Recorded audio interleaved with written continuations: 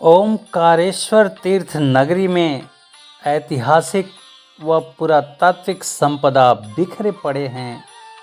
जहाँ देखेंगे वहीं मौजूद मिलेगा भोलेनाथ का दरबार। अनादिकाल से यहाँ अध्यात्म का प्रमुख केंद्र रहा है। यह तीर्थ मौजूद अवशेष व खुदाई में प्राप्त सामग्री से मंदिर की प्राचीनता दृष्टिगोचर होती है और लोगों का मानना है कि यह मंदिर 7वीं शताब्दी से भी पुराना लगता है। मानधाता के विनती के बाद भगवान शंकर स्वयं शिवलिंग के रूप में परिवर्तित हुए और शिवलिंग 2 भागों में स्थापित हुआ, एक ओंकारेश्वर और नर्मदा नदी के दूसरे तट पे ममलेश्वर। श्रद्धालु कामना पूर्ति के लिए नर्मदा का जल लेकर पूरा मानधाता क्षेत्र की परिक्रमा करते हैं। यह परिक्रमा 7 किलोमीटर की है और पथ में कई मंदिर व पुरातात्विक महत्व के स्मारक आते हैं, जहां पर श्रद्धालु दर्शन भी करते हैं और वहां की ऊर्जा को अपने अंदर आत्मसात करते हैं। घर से बाहर और घर जैसा खाने को यदि मिल जाए तो प्रभु का प्रसाद ही माने। तवे की रोटी, बैगन, आलू, टमाटर का घर जैसा स्वाद, दाल भी घर जैसी मिल जाए और जैसा हम कहें वैसा कोई बना दे तो वाह भाई वाह, मेरे लिए तो साक्षात अन्नपूर्णा ही है। ज़्यादातर बाहर जाने की स्थिति में ऐसे खाने की इच्छा होती है जो घर जैसा हो और पेट को सुपाच्य महसूस हो, पचने में सुपाच्य हो और यात्रा का आनंद भी आए। तो ऐसा कोई भी रेस्टोरेंट, भोजनालय मिल जाए तो क्या कहना, सोने में सुहागा है। माँ नर्मदा का ये भोजनालय हमें ओंकारेश्वर में मिला। महेश्वर से ओंकारेश्वर की यात्रा करते समय महेश्वर से लगभग 70 किलोमीटर आगे और ओंकारेश्वर से 6 किलोमीटर पहले ये नर्मदा फैमिली एसी रेस्टोरेंट पड़ेगा। ये इसलिए मैं बताना चाह रहा हूँ इसके बारे में कि यहाँ पर आपको अपने पसंद की सब्ज़ी, अपने पसंद का दाल, अपने पसंद की रोटी और अपने पसंद का चावल आपको मिलेगा। और खासियत क्या है, जैसे आप बैगन की सब्ज़ी खाना चाहते हैं तो आप आधे घंटे का समय दीजिए। बैगन में आलू डाल के, मटर डाल के, टमाटर डाल के, ऊपर से धनिया डाल के और आपके सामने ये पकाएंगे और आपके सामने पका के ताज़ा ताज़ा देंगे। ऐसा मैंने बहुत कम देखा है और यहाँ पर मैंने वो चीज़ पाया तो आपको मैंने बताने का प्रयास किया। जब कभी भी अगर आप ओंकारेश्वर आते हैं तो 6 किलोमीटर पहले ये नर्मदा फैमिली रेस्टोरेंट है। इसका आप एक बार आनंद ज़रूर लीजिए और ये हमेशा याद में रहेगा। तो चलिए ओंकारेश्वर चलते हैं। ओंकारेश्वर आप इंदौर से सीधे भी आ सकते हैं। समय लगभग 2.5 से 3 घंटे का लगेगा और आप ओंकारेश्वर आ जाएंगे। महेश्वर से आते हैं तो केवल 2 घंटे में ही आ जाएंगे। 76 किलोमीटर मात्र है। ओंकारेश्वर घाट पर इस समय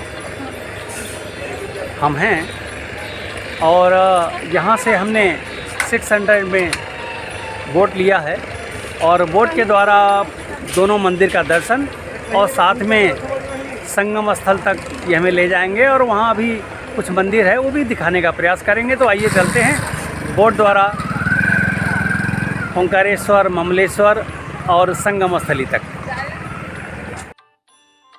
हम सभी ने भगवान शंकर के 12 ज्योतिर्लिंग की बातें खूब सुनी होंगी और शिवलिंग भी कहते सुना होगा। दोनों का विशेष अंतर क्या होता है? ज्योतिर्लिंग स्वयं प्राकट्य भगवान का लिंग होता है और शिवलिंग मानव निर्मित होता है। तो इस समय हम ओंकारेश्वर, जो भगवान शंकर का 4था ज्योतिर्लिंग है और यह एक ऐसा ज्योतिर्लिंग है जिसके दर्शन के बगैर आपका तीर्थाटन कभी पूर्ण होगा ही नहीं। आप सारे तीर्थ करते जाइए, करते जाइए, करते जाइए, परंतु ओंकारेश्वर का दर्शन यदि आपने नहीं किया, ममलेश्वर का दर्शन यदि आपने नहीं किया, तो सारे तीर्थ में दर्शन करना आपका व्यर्थ हो जाएगा। तो इसलिए ओंकार तीर्थ का दर्शन आपके फलदायी सारे तीर्थों का फल देने वाला है। अति प्राचीन काल में ओंकारेश्वर भील राजाओं की राजधानी रही है और जिस ओंकार शब्द का उच्चारण विधाता के श्री मुख से हुआ है, वेद का पाठ ओंकार शब्द के उच्चारण के बगैर अधूरा है। इस ओंकार शब्द का भौतिक विग्रह ओंकार क्षेत्र है। इस ओंकार क्षेत्र में 68 तीर्थ और 33 करोड़ देवताओं का वास माना जाता है और शास्त्रों में ओंकार तीर्थ का बहुत ही महिमा है। इस महिमा के अंतर्गत शास्त्रों में लिखा है कि यमुना में 15 दिन रुककर लगातार 15 बार स्नान करें, गंगा में 7 दिन रुककर 7 बार गंगा स्नान करें। वह फल मात्र ओंकार तीर्थ में नर्मदा के जल के दर्शन से सहज ही प्राप्त हो जाता है। तो आइए हम आपको नर्मदा के जल का दर्शन कराते हैं और नाव द्वारा हम ओंकारेश्वर दर्शन के लिए इस समय जा रहे हैं। तो इस समय ओंकारेश्वर इस तट के दूसरी तरफ है और ओंकारेश्वर जैसे ही हम पहुंचेंगे तो सीढ़ियों के द्वारा हमें ऊपर की तरफ जाना पड़ेगा और ये नर्मदा का वो पावन जल है जो दर्शन से ही आपको तीर्थ का पूरा लाभ देगी। तो इस तरह से हम ऐसे तीर्थ क्षेत्र में इस समय हैं कि यदि आप घर बैठे इस नर्मदा के जल का केवल आप दर्शन कर लेंगे तो आपको पूरा का पूरा तीर्थ का लाभ प्राप्त हो जाएगा। तो ये रहा हमारे ओंकारेश्वर का नर्मदा का तट, जहाँ से हमें ओंकारेश्वर मंदिर के लिए हमें ऊपर जाना होगा और ये रहा ऊपर जाने का रास्ता। और इस सामने जो ऊपर देख रहे हैं ध्वजा, ये ओंकारेश्वर मंदिर की ध्वजा है। तो चलिए धीरे धीरे भगवान ओंकारेश्वर के नज़दीक पहुँचते हैं और खुद भी दर्शन करते हैं और आपको भी भगवान ओंकारेश्वर का दर्शन कराते हैं। ऐसा यहाँ माना जाता है कि भगवान शिव ओंकारेश्वर व ममलेश्वर 2 रूपों में विराजमान हैं और एक बहुत विशेष मान्यता है यहाँ पर कि भगवान शिव यहाँ माता पार्वती के साथ रात्रि में विश्राम करते हैं। साथ ही दोनों मिलकर चौसर भी खेलते हैं। मंदिर में शयन आरती के बाद भगवान के पास चौसर, पासे, पालना व सेज उनके सजा दिए जाते हैं और ऐसा माना जाता है कि उनके सेज पर सिलवटें सुबह दिखती हैं और जो चौसर और पासे होते हैं वो बिखरे हुए मिलते हैं। तो ये कलयुग में भगवान के होने का एक हमें शुभ संकेत देता है कि ओंकारेश्वर में भगवान ओंकार और माता पार्वती जी साक्षात निवास करती हैं। तो बोलिए ओम नमः शिवाय। शनै शनै एक एक पग भगवान ओंकार के निकट जाना और प्रभु ओंकार स्वरूप भगवान शंकर के सानिध्य का एक अजीब सा एहसास हमारे मन में होता जा रहा था। रास्ते में छोटे छोटे मंदिर भी थे जिनका हम सभी दर्शन करते जा रहे थे और बीच बीच में भक्तगण भोलेनाथ की जय, बोल बम, ओम नमः शिवाय के जयकारे लगाते जा रहे थे। और इस तरह से जयकारे लगाते लगाते हम सभी भगवान भोलेनाथ के दरबार में पहुंच ही गए। और इस समय अब हम आपको भगवान ओंकार के दर्शन कराते हैं। बोलिए भगवान ओंकार की जय।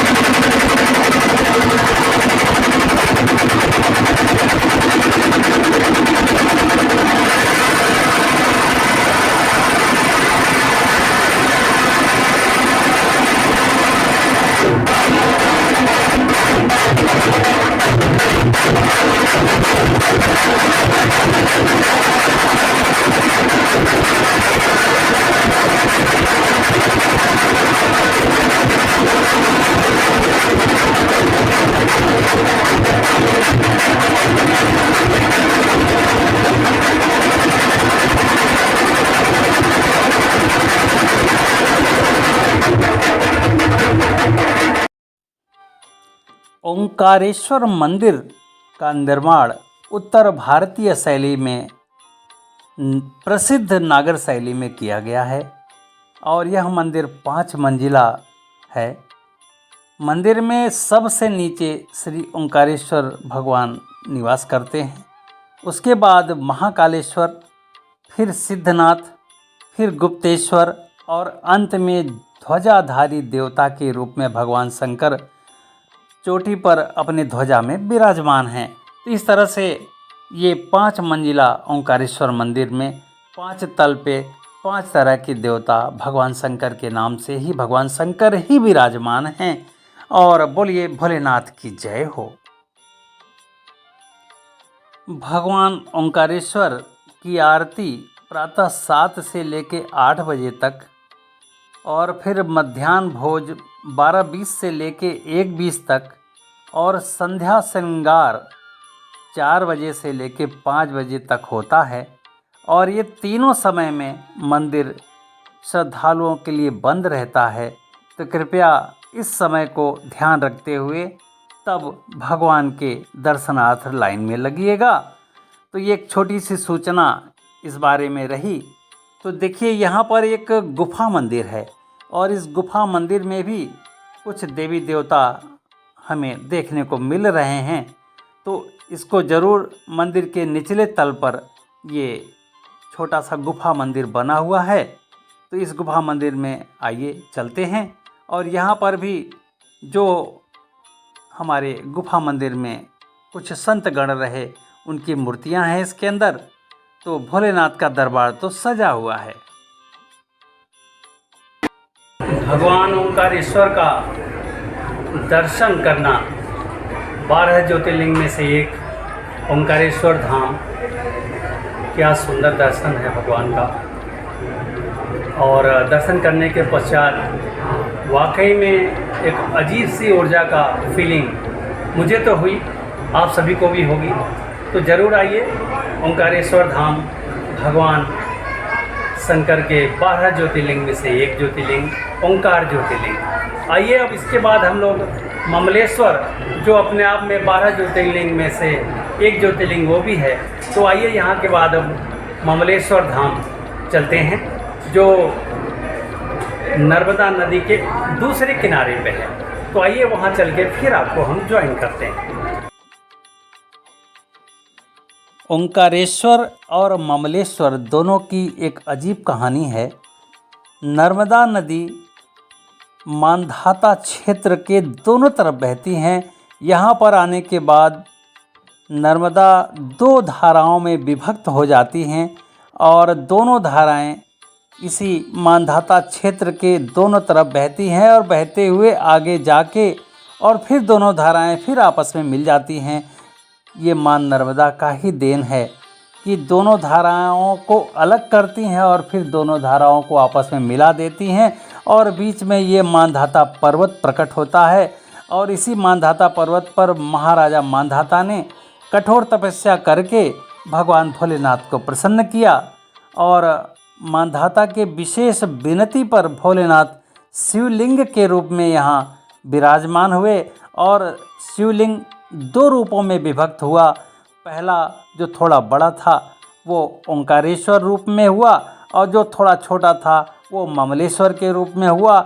इसलिए दोनों के दोनों शिवलिंग दोनों ज्योतिर्लिंग है और दोनों के दर्शन के बाद ही ओंकारेश्वर शिवलिंग का दर्शन पूर्ण माना जाएगा। तो चलिए नर्मदा के दूसरे तट पर ममलेश्वर का दर्शन करते हैं। और यहाँ पर जो बीच में मांधाता पर्वत पर राजा मांधाता ने कठोर तपस्या किया, इस कारण इस पूरे क्षेत्र को मांधाता पर्वत और मांधाता क्षेत्र भी बोलते हैं। और यहाँ कुबेर ने भगवान शंकर की आराधना करके धन के देवता के रूप में अपने को स्थापित किया। तो कुबेर की भी ये आराधना स्थली रही। शंकर के चौथे ज्योतिर्लिंग ओंकार ज्योतिर्लिंग के दर्शन के बाद ममलेश्वर का दर्शन करने के बाद ही ज्योतिर्लिंग पूर्ण होता है।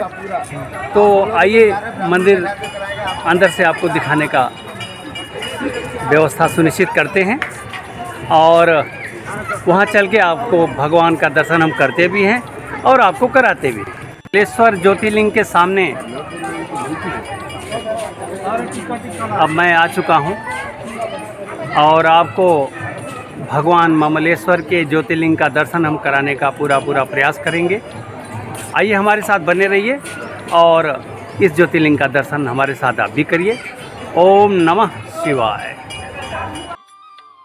पूरा का पूरा ओंकारेश्वर मंदिर और ममलेश्वर मंदिर मांधाता अर्थात शिवपुरी द्वीप पर स्थित है और दोनों तरफ से नर्मदा का जल बहता है। खास बात यह है कि ये द्वीप ओम के पवित्र आकार में दिखाई पड़ते हैं ऊपर से, और यही कारण है इसे ओंकारेश्वर के नाम से भी जाना जाता है। माना यह भी जाता है कि ओंकारेश्वर में स्थापित शिवलिंग एक प्राकृतिक शिवलिंग ही है और इसे किसी ने गढ़ा या तराशा नहीं है। तो ये एक प्रकृति की चमत्कार और भगवान शिव का ये आशीर्वाद है ओंकारेश्वर और ममलेश्वर ज्योतिर्लिंग। अक्सर आप किसी भी शिवलिंग या शिव मंदिर या ज्योतिर्लिंग के पास जाएं और आप आशा करें कि भगवान का ज्योतिर्लिंग हमें छूने को मिल जाएगा, तो भाई मैं तो यही कहूँगा कि आप कहीं न जाएं, सिर्फ ओंकारेश्वर और ममलेश्वर आएं और यहाँ आपको भगवान के ज्योतिर्लिंग को छूकर और आशीर्वाद लेने की पूरा विधि विधान यहाँ मौजूद है। अन्य कहीं पर भी जाएंगे तो शायद ही ज्योतिर्लिंग को छूने का विधि विधान आपको दिया जाएगा या वहाँ के प्रबंध कमेटी आपको दे पाएगी। तो इसलिए मैं यही चाहूँगा कि 12 के 12 ज्योतिर्लिंग में से चौथा ज्योतिर्लिंग ओंकारेश्वर ज्योतिर्लिंग और ममलेश्वर ज्योतिर्लिंग का दर्शन भी करिए और छूकर भगवान का आशीर्वाद भी लीजिए। तो आइए ममलेश्वर ज्योतिर्लिंग का दर्शन करते हैं और आप भी हमारे साथ बने रहिए और भगवान का दर्शन हमारे साथ आप भी करिए।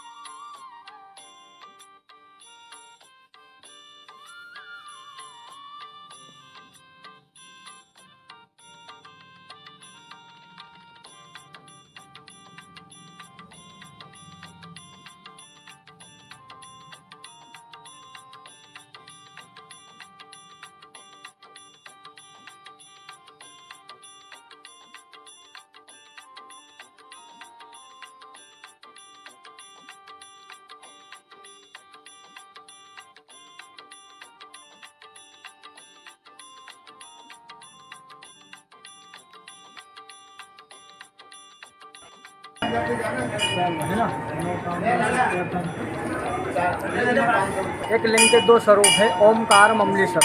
हाँ ममलेश्वर देवता है, ज्योतिर्लिंग में ओमकार सिद्ध क्षेत्र है, बाबा स्वयंभू है। 12 ज्योतिर्लिंगों का अधिष्ठात्री ओमकार ममलेश्वर। 12 ज्योतिर्लिंग में चौथे नंबर का 2 के दर्शन करने से एक ज्योतिर्लिंग पूर्ण मानते हैं। ये दोनों मिला के एक होता है या अलग अलग है? दोनों मिलके एक दर्शन पूजन। एक ज्योतिर्लिंग ओंकार ज्योतिर्लिंग। ओम हाँ चौथा नंबर। अच्छा।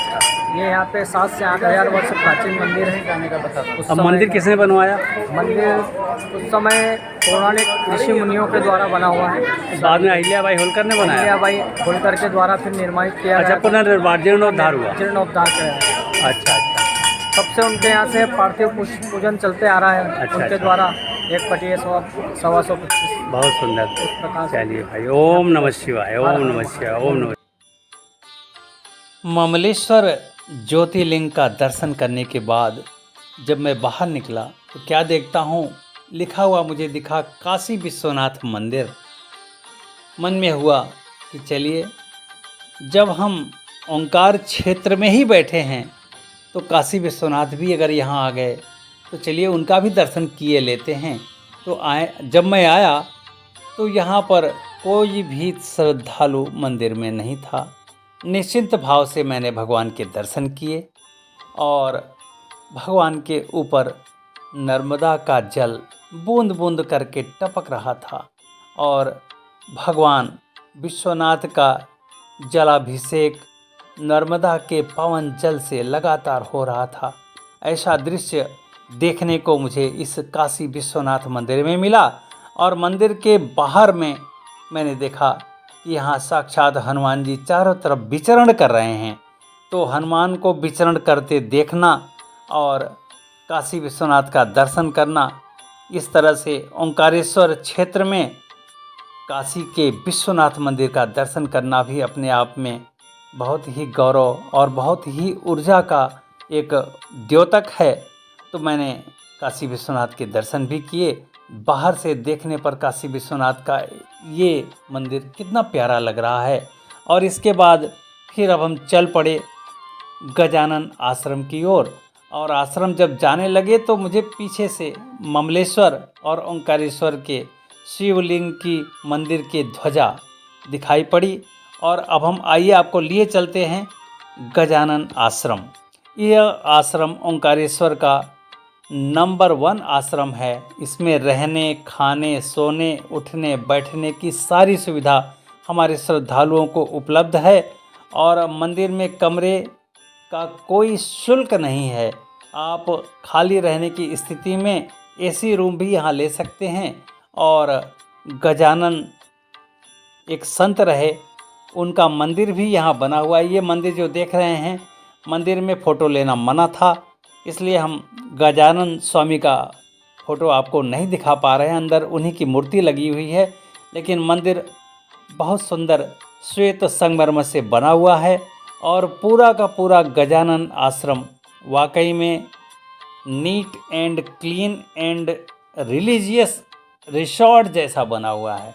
और इनके कमरे इतने प्यारे लगे मुझे, क्योंकि मुझे रुकना नहीं था, अन्यथा मैं ज़रूर एक रात यहाँ गजानन आश्रम में रुकता ज़रूर। लेकिन कभी अवसर दिया भगवान ने और मैं आया, तो इस आश्रम में एक रात रुककर और संत गजानन के इस आश्रम में रुककर भगवान ओंकारेश्वर और ममलेश्वर का दर्शन करूंगा फिर से। और आप मेरे साथ बने रहिए और गजानन आश्रम का पूरा अवलोकन करिए।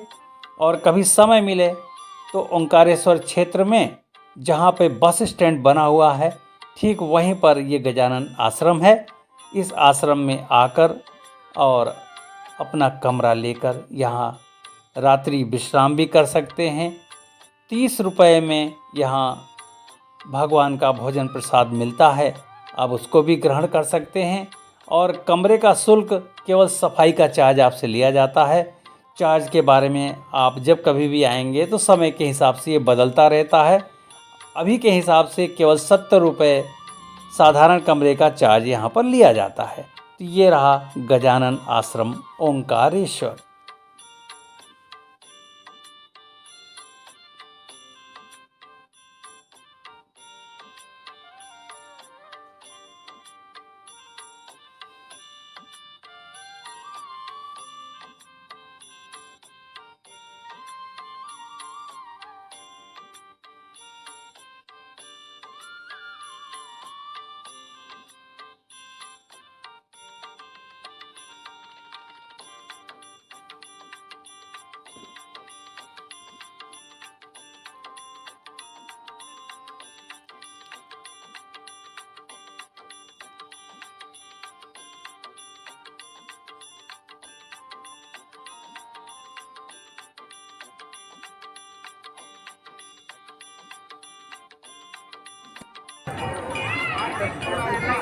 ममलेश्वर ज्योतिर्लिंग, ओंकारेश्वर ज्योतिर्लिंग दोनों मिला के ये चौथा ज्योतिर्लिंग है भगवान शंकर का।